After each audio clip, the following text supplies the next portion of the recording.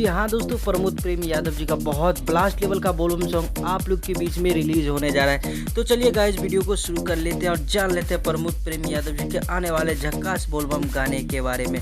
तो जी हाँ दोस्तों, बता दूं गाने का नाम है गांजा पिए बलम। जी हाँ दोस्तों, इस गाने को गाए हैं आप लोग का चाहता स्टार प्रमोद प्रेम यादव जी और प्रीति राय। दोस्तों बात करते हैं गीत का, तो गीत विभव विकास जी ने लिखे हैं और म्यूजिक से सजाया है आर्या शर्मा जी ने। भाई लोग इस गाने को जो है रिलीज़ किए जाएंगे global music Bhojpuri YouTube channel के माध्यम से। जी हाँ दोस्तों, कल सुबह में आप लोग इस गाने को देख पाएंगे फुल एचडी वीडियो प्रिंट में। जी हाँ दोस्तों, ग्लोबल म्यूजिक से 7 बजे। तो तैयार रहिएगा गाना।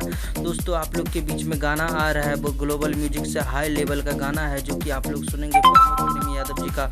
अभी हर रोज़ एक से एक नया बोलबम गाना रिलीज हो रहा है। तो आशा करते हैं हमेशा की तरह इस बार भी बहुत सारे गाना आएंगे जो कि एक पे एक हिट होगा, जैसे कि पिछले बार ने गाना हिट आया था मेहरारू मिली सुनर। तो गाइस वीडियो कैसा लगा, आशा करते काफ़ी अच्छा होगा। तो वीडियो को लाइक, चैनल को सब्सक्राइब और घंटे वाले बटन को प्रेस करके दबा दीजिए ताकि हर अपडेट सबसे पहले आप देख पाएँ। धन्यवाद दोस्तों।